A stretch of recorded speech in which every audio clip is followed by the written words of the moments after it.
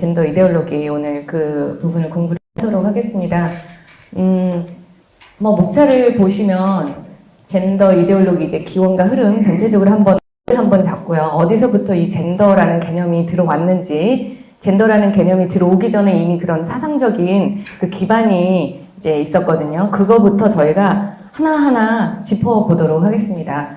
네, 그리고 그 뒤에 이제 B번에 이제 젠더 이데올로기 실체. 지금 이제 실제 전 세계적으로 지금 이 젠더와 전쟁이 지금 일어나고 있지 않습니까? 그 중심에는 유엔이 굉장히 큰 한몫을 지금 하고 있고, 그리고 이제 유엔에서 요새 저희가 지금 인권이 굉장히 요새 또 유행어로 이제 등장을 했는데, 분명히 이 인권이 저희가 얘기하는 그 보편적인 인권은 아닌 것 같습니다. 네, 그래서 인권도 함께 지금 왜곡이 됐는데, 어떻게, 어디서부터 이게 왜곡이 됐는지 한번 그것도 같이 좀 짚어보면서, 그리고 마지막에 이제 전 세계적으로 저희가 지금 젠더 이데올로기에 저희가 어떻게 보면은, 지고 있는 거 아닌가라는 생각이 드실 수도 있겠지만, 반젠더 운동도 만만치 않게 굉장히 일어나고 있거든요. 저희 나라만 해도 엄청납니다. 네. 그런데 이제 이게 저희 나라뿐만 아니라 전 세계적으로 이제 지역별로 굉장히 그 반젠더 운동이 많이 일어나고 있고, 그러면은 이제 이걸로 이제 끝인가? 이제 끝이 보이나? 그 젠더 이데올로기 그 다음에는 혹시 뭐가 없을까? 이제 그 부분까지 한번 오늘 전체적으로 쭉 한번 짚어보도록 하겠습니다. 네. 저번에 페미니즘 하면서도 제가 이 도표를 여러분한테 보여드렸는데 굉장히 중요합니다. 요거를 한눈에 딱 여러분이 이제 이해를 하시면 그냥 페미니즘과 젠더의 전반적인 흐름을 여러분이 그냥 일목요연하게 아마 여러분 스스로도 아마 설명을 하실 수 있지 않을까 생각이 듭니다. 제 전공은 후기 구조주의입니다. 제가 원래 이제 대학원에서 그러니까 원래 후기 구조주의를 이제 전공으로 한 거라기보다는 저는 이제 영문학도로서 내러티브, 이야기, 네, 이제 그 있는 이제, 그 구조 같은 거를 이제 분석하는 것이 이제 제 전공이었는데, 그러다 보니까 구조주의에서 시작이 된 게 결국은 구조주의가 나중에 후기구조주의로 이제 넘어가거든요. 그래서 제가 이제 후기구조주의가 이제 제 전공이었고, 그러니까 후기구조주의에서 나온 게 또 젠더거든요. 그래서 이제 그게 다 같은 흐름이어서 그 당시는 공부할 때 뭣도 모르고 공부를 했지만 지금 이렇게 유용하게 제가 써먹을 줄이야. 여튼 뭐 하나님께 너무 감사드립니다. 네, 그래서 저번 시간에는 저 파란 부분에 집중해서 저희가 공부를 했습니다. 마르크스부터 시작을 해서 프로이드가 어떤 언어를 대중화시키면서 거기서 라이히가 나왔고, 그럼 동시에 이제 문화막시즘이 이제 독일을 중심으로 이제 시작이 되면서 북미로 이제 넘어오면서 미국 북미와 이제 서유럽에 엄청난 이제 그 혁명을 일으켜, 북미에서는 히피 운동이 일어났고 서유럽에서는 68 혁명, 프랑스에서 일어났습니다. 네, 그 다음에 이제 그런 흐름 속에서 페미니즘이 등장을 해서 지금까지 계속 영향을 주고 있지만, 페미니즘과 함께 동시에 저희가 지금 젠더도 같이 지금 싸우고 있지 않습니까? 그 젠더는 페미니즘과 어느 정도 연결은 돼 있지만 좀 흐름이 또 다르다는 거. 그래서 오늘은 니체부터 좀 시작을 하도록 하겠습니다. 니체 하면은 저희가 신은 죽었다 라는 그 명제로 굉장히 저희가 많이 알고 있는데, 네, 도대체 신은 죽었다라는 게 무슨 의미인지 저희들이 한번 좀 꼼꼼히 짚어보고요. 그리고 니체와 뭐 구조주의가 연결이 된 거는 아니지만 구조주의자들이 나중에 후기 구조주의자로 넘어갑니다. 그러면서 그 사람들이 니체의 이론과 마르크스의 이론을 같이 접목을 시킵니다. 그래서 이제 등장한 게 후기 구조주의고, 후기 구조주의는 그냥 기본 구조주의 언어의 구조를 공부를 하는 순수 언어학자들이었습니다. 그 사람들 거기 언어 이론에다가 약간의 사상이 같이 이제 섞이는 겁니다. 그래서 나온 게 후기 구조주의고, 그러다 보니까 언어의 어떤 구조를 해체하자 하다가 나중에는 서구 가치까지 해체하는 그런 결과까지 가져온 게 후기 구조주의입니다. 거기에서 나온 게 포스트 모더니즘입니다. 네, 그래서 제가 한번 조금 있다가 쭉 이제 흐름을 이제 제가 드릴 텐데, 여러분 잘 따라오셔야 됩니다. 이제 제가 구조주의 이제 모든 이론적인 기본적인 거를 설명을 해드릴 텐데, 그거를 놓치지 마셔야, 여기에서 후기 구조주의 나오고 개념이 나왔구나라는 것을 여러분이 정확하게 이해를 하실 것입니다. 네, 그래서 보시면 후기 구조주의는 서구의 가치를 해체했잖아요. 거기다가 성을 대입한 게 젠더 이데올로기입니다. 그래서 성을 해체하죠. 네, 이제 여기 이제 밑에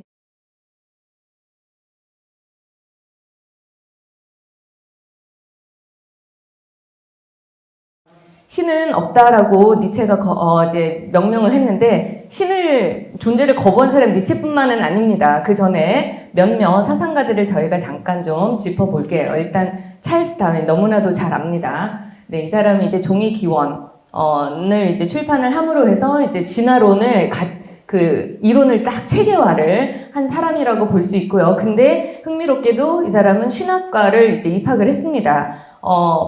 삼위일체를 믿지는 않지만 유니테리언, 이제 집안이 굉장히 기독교 집안이었습니다. 그래서 신학과를 입학을 했는데 굉장히 곤충에 관심이 많았거든요. 그래서 곤충 채집에 관심이 많았고 결국 그래서 박물학, 이제 곤충을 관찰하고 연구하고 뭐 이제 그런 이제 전공으로 이제 졸업을 합니다. 그래서 나중에 계속 그쪽으로 생물학 그런 쪽으로 이제 갔고요. 그러다가 이제 나중에 그걸 기반으로 이제 진화론 네, 어떻게 보면 기반이 되는 종이 기원을 이제 써서 그게 아직까지도 영향을 미치고 있죠. 근데 이제 현재 그 리처드 도킨스라는 진화 생물학자가 이런 얘기를 합니다. 다윈의 진화론은 무신론을 지적으로 완성시킨 이론이다. 기본적으로 신은 없다에서 기반한 이론이라는 것이죠. 그 다음에 두 번째 마르크스. 그러니까 무슨 얘기를 했는지 네, 보시면 신성가족 1843년에 그 출판된 거기서는 종교는 인민의 아편이다. 많이 들어보셨죠? 네.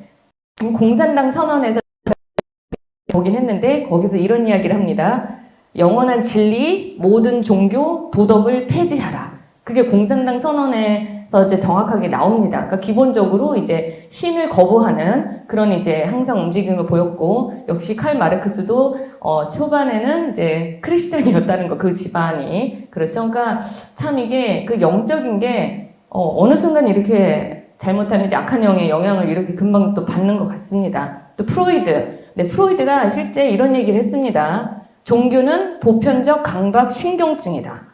네, 그러면서 환자들이 보여지는 약간 좀 이상한 어떤 정신병 환자들이 보여지는 행위랑 종교인들이 보이는 행위가 굉장히 비슷하다. 그런 이야기까지 했습니다. 그러니까 아마 저희가 어떤 방언을 할 때거나 아니면 어떤 성령 충만할 때 보여지는 그런 술 취한 듯한 모습, 그런 걸 보면서 또 이렇게 이야기하지 않았을까. 굉장히 신성모독적인 어떤 그런 표현이라고 볼 수도 있고요. 그리고 마지막에 프리드리히 니체가 네, 신은 죽었다라고 딱 선포를 합니다. 그러면 여기서 말하는 니체가 말하는 신은 죽었다는 도대체 무슨 뜻인가? 정말 신은 신을 죽인 건지, 이거 굉장히 상징적인 표현인데 우리가 그를 죽였다, 인간이 신을 죽였다라고 얘기를 하는 건데, 일단 신 하면은 하나님 하면은 제일 먼저 저희가 생각하는 게 선악과입니다. 그렇죠? 하나님과 인간을 구분짓는 그 기준이 선악과죠. 선악과, 그 선악과가 아닌 나머지는 우리가 다 지배를 할 수 있다고 하나님께서 하셨지만 단 선악과만은 너네들이 먹지 말라. 선과 악의 구분은 내가 한다 하면서 하나님께서 그 선악의 구분을 명확하게 하십니다. 그렇죠. 근데 신이 죽음으로 인해서 이제 선악과의 그 의미 자체가 없어지는 거죠.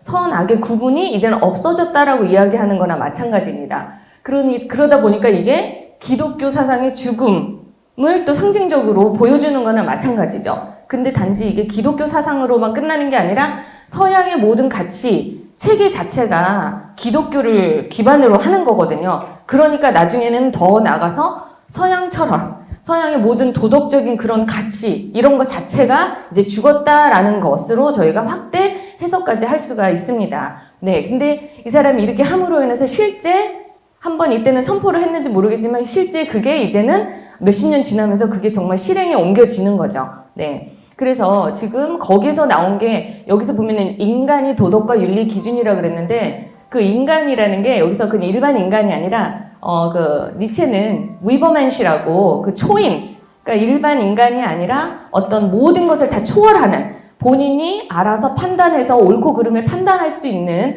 그런 초인이 있을 거라고 이제 본인이 이상적인 인간상을 만듭니다. 그런 인간은 도덕의 어떤 도덕과 윤리의 기준이 될 수 있다라고 하면서 결국은 하나님이 도덕의 기준이 아니라 인간이 도덕의 기준이 될 수 있다라고 이제 결국은 얘기를 하는 거거든요. 거기서 나온 용어가 이제 도덕적 상대주의입니다. 그러니까 이 도덕적 상대주의는 포스트 모더니스트들이 쓰는 용어거든요. 거기서 이제 기원을 한다고 보시면 되겠습니다. 그래서 포스트 모더니즘, 후기 구조주의자들은 항상 니체를 언급합니다. 니체에 의하면.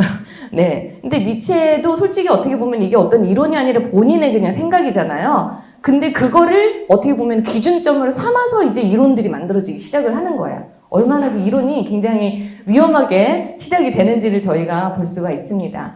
네, 그러면 이제 니체를 잠깐 잠깐 뒤로 하고 저희가 이제 구조주의와 후기 구조주의를 잠깐 보도록 하겠습니다. 네, 저번 시간에 저희가 문화막시즘을 볼 때는 문화막시즘은 독일에서 이제 시작이 된 반면에 구조주의는 스위스, 프랑스 약간 그쪽 지역에서 시작을 했다고 보시면 되고요. 그래서 프랑스 철학가를 중심으로 하고 언어학, 그러니까 구조주의 언어학이라고 하거든요. 그래서 솔직히 후기 구조주의자들도 그냥 거의 다 언어학자들이었습니다. 근데 왜 굳이 언어인가 이제 여러분이 생각을 하실 텐데 언어라는 게 저희가 항상 언어를 사용합니다. 말을 할 때 생각, 모든 의사소통과 사고를 다 언어를 통해서 합니다. 그렇기 때문에 언어는 우리 삶과 너무나도 밀접하게 연관이 되어 있는 거예요. 그렇기 때문에 이 사람들은 언어를 공부해야 인간을 알 수 있다. 언어에 분명히 체계가 있을 텐데 우리가 알 수 없는 어떤 구조를 우리가 공부를 해서 알면 분명히 인간의 사고의 어떤 구조도 우리가 이해할 수 있지 않겠나라고 이제 시작을 한 겁니다. 그래서 이제 언어학에서 이제 시작이 된 것을 여러분이 보시면 됩니다. 네, 구조주의 언어학자, 창시자가 있습니다. 페르디낭드 소시르라는 스위스 언어학자인데 이 사람이 어떻게 보면 모든 언어학의 패러다임을 완전 바꿔놓은 사람인데 기존에는 이제 언어 연구하면은 역사의 흐름, 시대가 지나면서 이 언어가 어떻게 진화됐는지, 변화됐는지 하면서 이제 통시적인 방법으로 연구를 했습니다. 근데 이제 소시르 때 와서는 통시적으로 보지 말고 모든 것을 다 초월하는 언어 자체, 그 언어의 자체만 집중을 하자. 그 모든 언어, 무슨 영어든 한국어든 분명히 그 안에 어떻게 보면 공통적인 어떤 구조가 있을 텐데 그것을 우리가 한번 찾아보자. 그 안에 내재해 있는 기본 체계, 그러니까 이 구조는 영어에도 적용이 될 수도 있고 한국어에도 적용이 될 수 있고 고어에도 적용이 될 수 있는 무슨 기본 체제, 그래서 그걸 공시적인 연구 방법이라고 하는데 그런 식으로 이제 패러다임, 언어학의 패러다임을 바꾼 겁니다. 그래서 이제 굉장히 핫했죠, 이 당시. 네.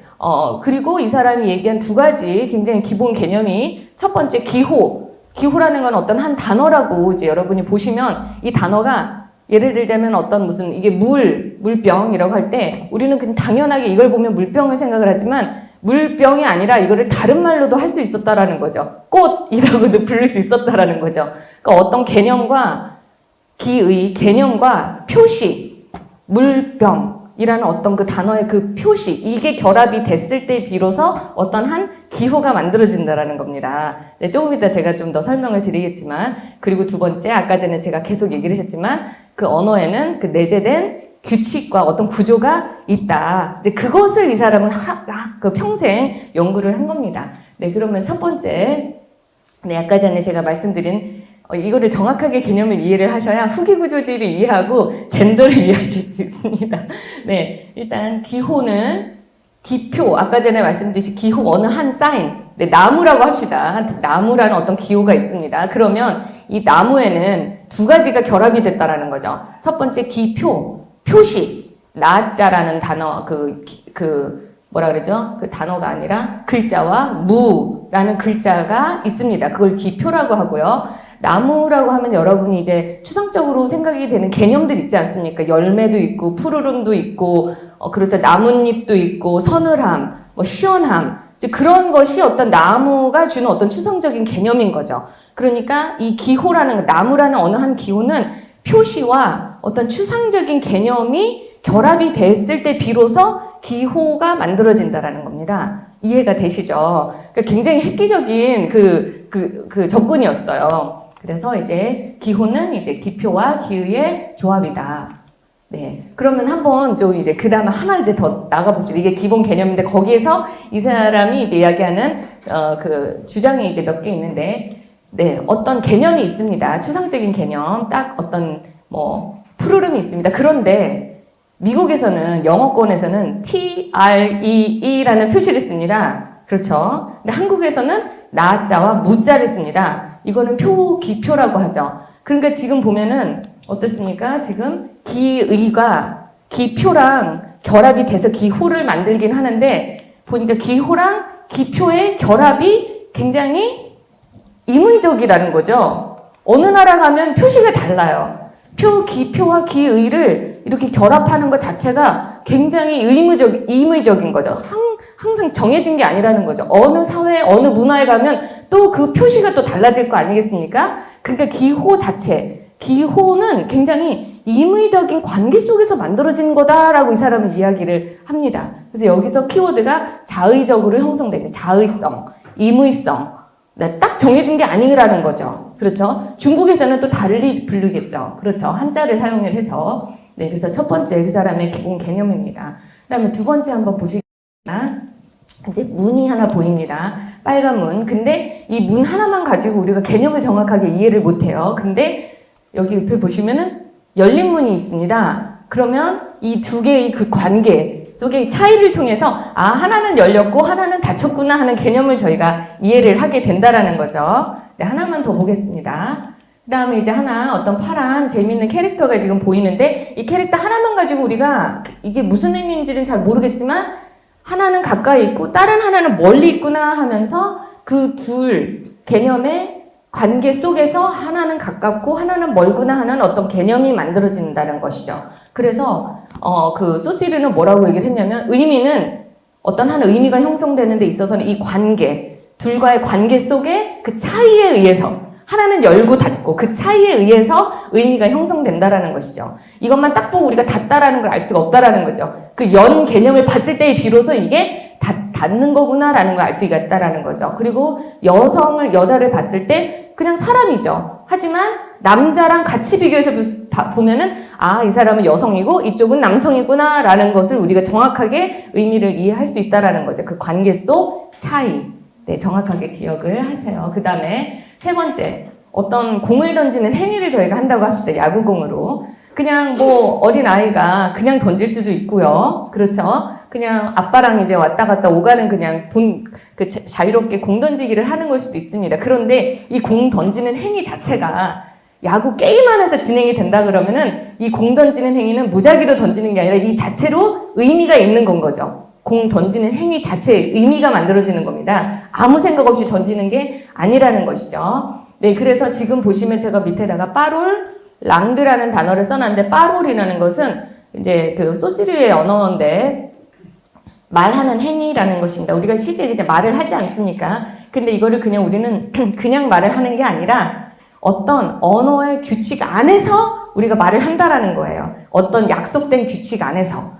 그러니까 이제 제가 이제 어떤 거에 대해서 명명을 할 때 그냥 제가 임의로 이것은 이거다라고 명명할 수 없다라는 거죠. 이건 언어, 그 질서, 규칙 안에 있는 그거를 가지고 와서 제가 이거는 이겁니다라고 했을 때 저도 이해하고 상대방도 이해한다라는 것이죠. 그러니까 어느 규칙 안에서 이 행위가 의미가 있다라는 것입니다. 이해가 되시죠? 그래서 의미는 뭐다? 언어 규칙 안에서 형성이 된다. 언어의 체계 안에서.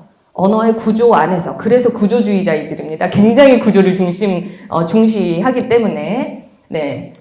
그 다음에, 근데 이제 제가, 예전에도 이제 이거 어디서 발표를 했는데, 그러면, 그렇죠. 충분히 이해가 됐어요. 잘 따라오셨습니다. 근데 이렇게 잘 보면은요, 이 구조주의 언어학이 기독교 사상과 굉장히 대치되는 것을 저희가 알 수가 있는데, 어떻게 그런가 한번 잠깐 보시면, 구조주의 언어학에서는 언어의 자의성을 주장하지 않습니까? 자의적으로 만들어진 거잖아. 영어에서는 tree라고 얘기하지만 한글에서는 나무라고 자의적이죠. 그리고 관계성을 우리는 주장을 합니다. 열고 닫고. 그렇죠? 그리고 가깝고 멀고. 그런데 그리고 또 언어는 한계성을 가지고 있습니다. 이게 무슨 뜻이냐면 규칙을 벗어나서는 이해할 수 없는 거예요. 그러니까 우리는 규칙 안에서 언어의 규칙 안에서만 의미가 이제 있는 거지 그 벗어나면 그 의미 자체가 없어지는 겁니다. 그런데 반해서 기독교에서는 우리 언어를 어떻게 이야기를 하냐면 우리는 언어의 창조성을 이야기를 합니다. 태초에 하나님께서 말씀으로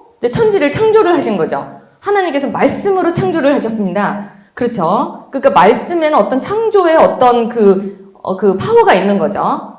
물론 저희 언어가 아니라 하나님의 언어이시긴 하지만, 그리고 언어는 굉장히 절대적입니다. 관계가 아니라 하나님께서 말씀하시니 그냥 그대로 됐다고 했습니다. 뭐가 만들어져라 하면 그대로 만들어졌습니다. 뭐 관계 속에서 만들어진 것이 아니라. 그리고 언어의 초월성이라는 건 무엇입니까? 이미 인간을 하나님께서 만드시기 전에 이미 하나님의 언어는 있으셨고, 그렇죠? 그 언어로 창조를 시작을 하신 거 아니겠습니까? 그러니까 저희는 언어의 어떤 초월성을 믿는 거죠. 성경 기독교적인 어떤 개념으로 봤을 때는 그것을 저희는 신본주의라고 합니다. 하나님 중심으로 모든 것을 보는. 하지만 구조주의는 그 한계예요. 인간 중심으로 이 체계 안에서밖에 이해를 할 수가 없는 거죠. 굉장히 인본주의적인 사상에 근거한다라는 것이죠. 근데 이 인본주의는 결국 신본주의랑 결국은 대치될 수밖에 없습니다. 그렇죠? 인간 중심이냐 신 중심이냐. 하나님께서 분명히 인간 중심이면 그건 죄라고 하셨거든요. 네가 주인 그거는 죄다. 그건 타락이다 라고 말씀을 하셨죠. 그러니까 어떻게 보면 인본주의랑 신본주의가 이런 식으로 대치된다라는 거. 그러니까 구조주의뿐만 아니라 모든 이론이 다 인본주의적입니다. 네네. 그것을 여러분이 아시고. 그런데 거기에다가 이제 니체의 개념과 마르크스의 개념이 합해져서 만들어진 게 후기 구조주의라는 것이죠. 여기에 이제 그런 이념이 이제 더 이제 들어옵니다. 그럼 이제 하나씩 저희가 볼게요. 네. 어떻게 구조주의에서 후기 구조주의로 넘어갔는지. 첫 번째, 이 1번은 아까 전에 제가 구조주의에서 이야기한 거기서 시작을 합니다. 첫 번째 뭐라고 했냐면 언어의 의미는 자의적인 관계를 통해서 형성이 된다라고 아까 전에 이야기를 했습니다. 네, 그러니까 이게 자의적인 거라는 것은 결국은 이 관계가 굉장히 유동적인 거죠. 그리고 불안정하다고 할 수가 있습니다. 딱 픽스된 게 아니잖아요. 그때 달라지잖아요. 그래서 유동적이고 불안정하다. 여기서부터 이제 후기 구조주의자들이 하는 얘기입니다, 지금. 구조주의를 공부를 하면서 근데 말이야 하면서 니체 사상 들어오고 마르크스 사상 들어오면서 여기 그 연한 파란색부터 이제 후기 구조주의 사상이 이제 개입이 되는 겁니다. 그러다 보니까 하는 말이 그러면 새로운 관계가 또 만들어져. 그럼 의미가 계속 바뀌지 않나? 결국은 의미 자체가 계속 지연되고 우리가 궁극적인 의미를 찾으려고 하는데 거기서 또 바뀌어. 그러니까 결국 의미가 계속 유보가 된다라는 거죠. 딜레이, 지연이 된다라는 거죠. 유보, 지연이라는 단어는 데리다가 굉장히 좋아하는 단어였습니다. 그걸 가지고 또 이제 이론을 만들었는데 유보 지연이라는 단어를 굳이 제가 쓴 이유는 데리다의 용어를 제가 일부러 빌려온 거라는 거.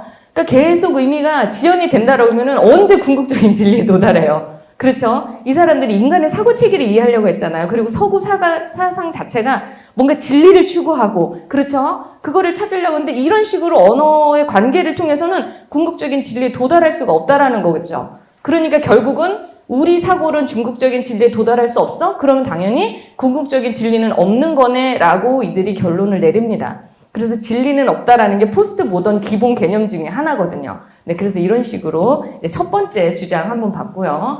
그 다음에 두 번째, 언어는 관계 속 차이에 의해서 형성이 된다 그랬잖아 않습니까? 열고 닫고. 그렇죠?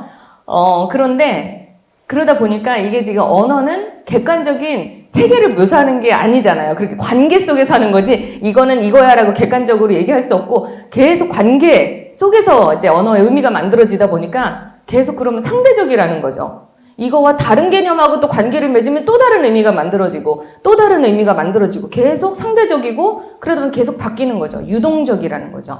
상대성, 유동성 이게 굉장히 포스트 모더니스트들이 좋아하는 용어들입니다. 네, 그래서 제가 일부러 의도적으로 이 단어들을 썼는데 그러다 보니까 관계에 따라서 계속 의미들이 계속 주관적인 다양한 의미들이 만들어지는 거죠.